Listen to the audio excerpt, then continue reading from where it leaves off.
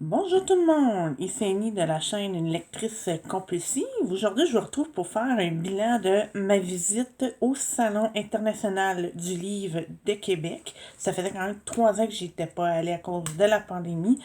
Donc, j'étais vraiment contente de pouvoir revoir les auteurs. Puis j'ai même vu d'autres personnes avec qui j'ai changé des courriels depuis longtemps, que j'ai pu enfin voir en personne. Donc, ça va être une vidéo quand même un petit peu longue parce que j'ai 10 livres à vous présenter. Il y en a certains, c'est une suite de tomes, donc je vais essayer de faire ça peut-être un petit peu plus rapidement. Donc, la première partie, ça va être des livres que j'ai fait signer. Et la dernière, ça va être, je vais vous présenter mes achats parce que oui, j'en ai acheté quelques-uns pour compléter des séries que j'avais déjà à la maison. Donc, c'est parti. Le premier, c'est un livre que je vous avais déjà présenté, mais vu que ça fait quand même presque un an que je l'avais chroniqué, je vais vous le représenter pour les nouveaux qui sont sur ma chaîne. Il s'agit de Les bonnes filles plantent des fleurs au printemps de Claudia La Rochelle. Elle est en signature pour sa série La Doudou. Mais moi, j'avais fait signer son dernier livre pour adultes, qui est un recueil de nouvelles. Et comme d'habitude, ben, je vais mettre les informations de ma chronique et tout ça en barre d'informations. Donc, vous allez pouvoir revoir mon avis plus détaillé. Et pour ceux qui veulent avoir un petit peu plus de détails, je vais vous lire la quatrième de couverture. Puis je vais faire probablement ça pour au moins les premiers tomes de chacune des séries que je vais vous présenter. Donc, voilà, ça va comme suit. Jeune, moins jeune ou bien installée dans la vieillesse, les femmes dépeintes par Claudia La Rochelle marchent en talons sur le fil de fer tendu au-dessus de l'abîme. Travaillées au ventre par le désir ou la solitude, par l'absence ou la promesse de maternité, par l'abandon ou par le temps ravageur que des couches infinies au fond ne peuvent contrer, elles offrent au monde le visage de la passion et du désespoir combinés, la tension sous la beauté et le carnage sous le visage peint. Donc, c'est vraiment un recueil de nouvelles qui parle de la femme en général, peu importe son âge. Elle fait vraiment le tour du sujet. Si vous aviez déjà la première version, elle en a rajouté quelques-unes dans cette dernière version qui est sortie chez Léméac en avril dernier. Le deuxième que je vais vous présenter, ça fait déjà quand même un bon 2 ans que je la connais, mais c'est la première fois que j'ai pu la voir en personne. Je vous présente le troisième tome de Virage impulsif qui vient tout juste de sortir chez D-Link. Ça fait pas tellement longtemps. D'ailleurs, je viens tout juste de le chroniquer, donc j'ai une petite préférence pour le premier de la série à cause du personnage Sacha qui se retrouve à Westlook pour écrire son roman, donc j'avais plus connecté avec elle. Mais niveau écriture, je dirais vraiment que celui-là, elle s'améliore vraiment d'un tome à l'autre. Par contre, je recommanderais quand même de commencer avec le premier, parce que même si c'est des livres qui se lisent séparément, il y a certains personnages qui reviennent. Et si vous voulez comprendre certaines blagues ou insight, ben c'est mieux de commencer avec le premier tome et d'évoluer. Puis la même chose, ben peut-être voir aussi si c'est une série qui vous intéresse. Je vais vous lire le petit résumé du tome 3. Depuis 2 ans, déménager était ce qui m'apparaît apaisait mes craintes, ou plutôt ce qui étouffait la peur que quelqu'un nous suive et nous épie. Ma fille chez est tout ce que j'ai. C'est elle et moi contre le reste du monde. À Whistler, j'ai l'impression d'avoir trouvé ma place. Ma fille a enfin la chance de vivre un semblant de normalité. Et moi, je trouve ma passion à travers mon boulot de barmaid au vieux rock pub. Tandis que je m'adapte à notre nouvelle vie, je ne peux pas faire abstraction des émotions explosives que Sean provoque en moi. Monsieur parfait dans toute sa splendeur. Alors qu'il tente de faire céder mes barrières, je dois faire face à la menace qui plane au-dessus de ma tête entre croyances éphémères et envies retrouvées. Je tente d'assurer notre sécurité. Puis-je avoir confiance en celui qui incarne la perfection même? Ici, le fait de succomber à ses avances risquerait de signer ma perte. Entre la peur et l'amour, le sacrifice sera peut-être ma seule option. C'est vraiment une excellente série à suivre. Je dirais, j'ai lu quand même d'autres romans de l'autrice, mais c'est vraiment celle-là. Si vous aimez la romance avec un petit peu d'érotisme, c'est parfait. Ça vaut la peine à être découverte. Un deuxième, c'est un roman. Le troisième que j'ai fait signer, c'est un roman qui vient tout juste de sortir. Je l'avais reçu juste à temps pour le salon. Et je l'ai commencé à le lire dans le train. C'est pour ça qu'il est un peu froissé. Il s'agit de Une femme extraordinaire de Catherine Etier. C'est vraiment un roman qui m'a sorti de ma zone de confort parce que c'est un mélange de féminisme, humour, puis un petit peu d'absurde aussi. Si vous avez suivi les cours de français au cégep, vous allez voir un petit peu qu'est-ce que je parle. À l'époque, j'avais un petit peu moins embarqué dans ce genre-là, mais celui-là, j'avais tellement entendu parler que Catherine avait une belle plume que quand elle a sorti son roman, j'ai dit, je vais prendre la chance de le lire. Et je vous invite encore aussi de peut-être aller visiter ma chronique qui vient tout juste de sortir. Et si vous l'avez lu, mais j'aimerais ça connaître votre avis aussi, parce que comme je disais, c'est un roman qui sort un peu du genre habituel que je lis. Puis j'aimerais ça pouvoir voir qu'est-ce que les autres personnes en ont aussi pensé. Donc, en anglais, on appelle une particule de paillette une scintillance. Scintilla. Un mot qui se traduit aussi par étincelle, mais c'est moins joli. Une femme extraordinaire porte le récit de Cynthia Hors Glitter, des abîmés, de qui brillent trop, des écartées qui se sont prises entre les craques de bois franc et que la balayeuse n'embrassera pas, même si, vu de haut, ça brille, ces choses-là arrivent. What a time to be alive. Donc, vous pouvez voir, c'est quand même... puis je vous cacherai pas qu'il y a beaucoup d'anglicisme dans ce livre-là. Il y a beaucoup de phrases en anglais. Donc, peut-être, j'avais quelques réserves pendant ces passages-là, mais je trouve quand même, c'est un roman qui fait beaucoup réfléchir. Donc, c'est à suivre. Si c'est un genre que vous voulez découvrir, je vous le recommande parfaitement. Chaudement, je voudrais. Et l'avant-dernier que j'ai fait signer, bien, je vous ai déjà parlé de cette série-là, mais je crois que j'ai pas parlé du tome 5. Et comme je voulais vraiment... J'ai pas eu la chance j'ai pas emmené beaucoup de livres à faire signer à cause de la COVID. Même le vendredi, j'étais supposée d'avoir 5 auteurs. J'en ai vu 2 ou 3 sur ma liste. J'ai bien fait de pas emmener tous les livres que je voulais faire signer. Surtout que ma valise était déjà pleine. Donc, c'est peut-être un petit truc en ce moment, si vous assistez à des salons du livre, de prendre vraiment vos préférés à faire signer, puis peut-être d'attendre un prochain salon après COVID, parce qu'on ne sait jamais, cet automne, je garde encore des petites réserves. Donc, le tome 5 de Miss Parfaite de Frédéric Dufort. Donc, je vous avais déjà parlé du tome 6 lorsque j'avais fait des suggestions pour la journée de la santé mentale. Là, celui-là, c'est vraiment un livre parfait pour l'été. Justement, ça tombe bien, on est rendu au mois d'avril, les vacances, les jeunes arrivent au mois de juin. Si vous cherchez une bonne lecture, encore là, celui-là, c'est un tome 5, mais donc je recommanderais surtout lui, parce que c'est vraiment une suite qui commence avec le tome 1. Donc, si jamais vous voulez chercher un beau cadeau de vacances à offrir à votre adolescente, c'est parfait. Donc, je vais vous lire un petit résumé. C'est, dans le fond, Maya vient tout juste de finir son secondaire 1 dans ce livre-là. C'est les vacances. J'ai chaud, j'ai la tête qui tourne et je sens la fameuse petite boule se former dans ma poitrine. Ah, pas encore. Je sais que c'est ridicule, que c'est juste un party et que ce n'est pas la fin du monde, mais mon anxiété s'en fout, elle, de ce que je pense. Elle m'écrase tranquillement, sournoisement, juste assez pour que je sois obligée de m'asseoir sur un banc pour reprendre mon souffle. Pourquoi est-ce que je dois toujours suivre l'horaire de tout le monde sauf le mien? Quand est-ce que je vais avoir le droit de faire ce que je veux? Pourquoi est-ce que ça ne fonctionne jamais dans ma vie? Enfin, une pause de rebondissement à l'école, mais pas une pause de stress pour autant. Joie. Avec les vacances viennent de nouvelles rencontres et plusieurs premières fois pour Maya qui devra apprendre à s'adapter et à gérer son anxiété. Parce qu'on ne peut pas plaire à tout le monde, même si c'est difficile à accepter pour la jeune perfectionniste qu'elle est.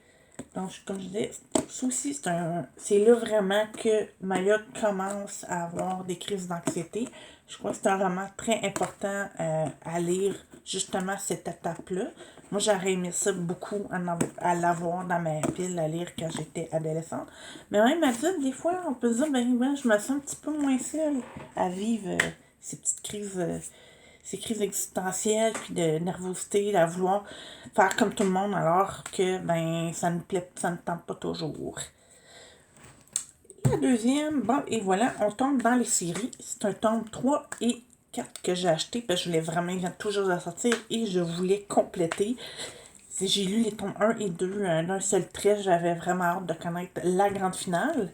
Et je mentionne que les couvertures sont vraiment belles. Donc, voici le tome 3 de La princesse promise de Naomi Shorey. Je vais vous lire le résumé. Survivre dans l'anonymat n'est plus une option pour la princesse de Trilion. Si vous vous souvenez, dans le tome 2, elle s'était fait enlever et elle se retrouvait en forêt avec des vagabonds. Une guerre se trame. Milaros et les vagabonds se préparent à faire face à la puissante armée de Fleurel. Or, ils ne peuvent la vaincre seuls. Parviendront-ils à créer des alliances avec les autres royaumes? Le continent d'Aldoria ouvre enfin ses portes les plus reculées et dévoile des secrets qui pourraient tout changer. À travers les tumultes, Mila et Nathan doivent revoir leur relation longtemps mise de côté. Leur amour survivra-t-il malgré toutes les épreuves qu'ils ont traversées l'un sans l'autre? Donc, je dirais, même si je dirais le public cible encore, ce serait peut-être les adolescentes. Moi, en tant qu'adulte, j'ai adoré ça, puis j'ai entendu de très bons commentaires aussi de d'autres personnes de mon âge. Donc, si jamais ça vous tente de partager un livre avec votre adolescente, c'est une très bonne série. Surtout si vous aimez les princesses, sans que ça soit nécessairement Walt Disney à tout le champ. Et je vous présente la couverture du tome 4, qui est aussi le dernier. L'auteur dit peut-être qu'il y aurait un petit recueil de nouvelles avec d'autres personnages de cette série-là. Je sens que ça va me faire de quoi lorsque ça va être terminé. Je me suis beaucoup attachée justement à Mila et Nathan, donc ça va me faire de quoi à dire au revoir à eux autres. Et je vais vous faire le petit résumé du dernier tome. Après un long voyage, Mila et ses amis reviennent à Chandler, excusez-moi. Reste à savoir si Nathan attendra la princesse à Beauvert. La complicité des héritiers sera mise à l'épreuve. Sauront-ils relever ensemble les défis? L'issue de la guerre était certaine. Les autres royaumes se joindront-ils aux rebelles lorsque sera venu le moment d'affronter l'ennemi? Un participant insoupçonné pourrait surprendre les deux camps. À travers l'accumulation des obstacles et des sacrifices, Mila remet son futur en question. L'avenir qu'elle choisira sera-t-il celui qui a été tracé dès sa naissance? Donc, à suivre, j'ai vraiment hâte des livres. Ça va probablement être une de mes lectures au courant de l'été, donc restez à l'affût si vous voulez connaître mon avis. Le troisième, le prochain que je vais vous présenter, c'est la finale aussi. C'est aussi une finale d'une série. Scarlett de Véronique Blanchette. C'est Scarlett, l'Illudie déchue. Donc, si vous aimez les romans genre Lord of the Rings ou le Seigneur des Anneaux ou le Hobbit, je pense que vous allez vraiment aimer cette série-là. Encore là, c'était peut-être un peu adolescent, mais je dirais qu'il y a quand même des adultes aussi comme moi qui ont vraiment aimé les deux tomes, mais il faut vraiment que ça soit un genre qui vous intrigue. Donc, je vais vous faire un petit résumé. Un grave péril pèse sur Élude. Les séismes éventent la terre. La nature, elle, s'assèche. Le faucheur est sur le point de mettre en marche son armée de Ténébil. Les événements déboulent à une telle vitesse que Scarlett Albin et Fée font face à des situations inimaginables, hors de leur compréhension. Le temps presse pour réunir tous les morceaux de l'artefact. Pleine d'espoir, la triade doit avancer vers la conclusion d'une quête dangereuse dont les gens et la portée sont encore incertains. Ça aussi, je pense que ça va être une série qui va me faire beaucoup de peine à dire au revoir. Mais souvent, je dis 3-4 tomes, je crois que ça fait quand même un bon tour. Et j'aime beaucoup l'écriture, justement, de Véronique Blanchette. Donc, c'est sûr que je vais quand même essayer de la suivre pour ses prochaines œuvres. Et le dernier, en fait, les 3 derniers que je vais vous présenter, c'est encore une série de mangas que je vous avais présenté récemment. Mais là, j'avais seulement le tome 1 et j'ai vu qu'il y avait les 3 autres tomes à revendre. Donc, je me le suis procuré pour compléter le tout. Je croise encore les doigts aussi que ça soit pas une série qui se rend à 20. Parce que souvent, les mangas, des fois, même si la série est bonne, comme Vampire Knight, j'ai beaucoup aimé, mais rendu au 19e, ouf, on avait fait pas mal le tour. Donc, il s'agit de A Sign of Affection. Voici la couverture du tome 2. Si vous vous en souvenez, j'en avais parlé, c'est l'histoire d'une fille sourde qui communique avec l'autre protagoniste masculin en langage des signes et elle doit même porter des appareils à l'extérieur pour entendre les bruits autour d'elle. Juste mentionner aussi, des fois, les appareils, justement, c'est bon pour entendre les bruits. Par contre, pour la communication, c'est pas toujours évident. D'où le fait qu'elle fait bien de parler par signe, parce que souvent, il y a des mots qui se ressemblent qu'on va mal comprendre qu'est-ce que la personne veut dire. Donc, pour ça, je trouve que c'est un bon sujet à développer.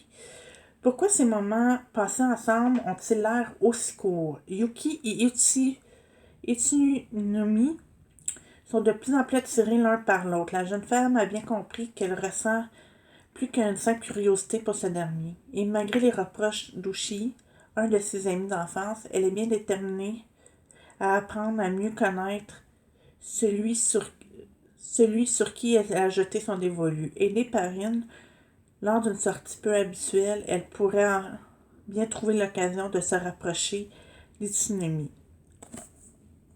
Donc, surtout, c'est une très bonne série si vous aimez la romance. Je vous recommande chaudement. J'ai quasiment pleuré en lisant le premier tome, donc j'ai hâte de connaître les 3 prochains. Je vous présente le tome 3. C'est vraiment magnifique. J'adore les dessins, c'est vraiment magnifique. Ce que je ressens pour toi semble ne pas avoir de limite. Suite à l'incident provoqué par la présence d'Erma, Itsunami a enfin décidé de retrouver Yuki pour éclaircir la situation.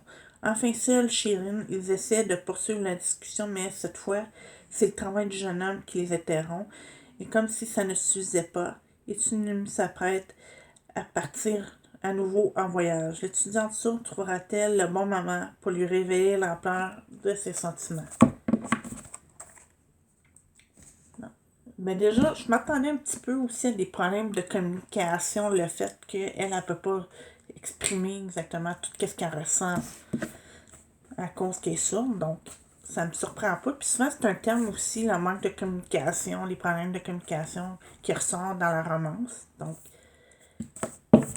et voici le dernier tome qui vient d'être publié en français. Je vais quand même continuer à garder ça de près, voir s'il n'y en aura pas pour les prochains. Et c'est publié aussi chez Ataka, une des maisons d'édition quand même très reconnues en France pour les mangas.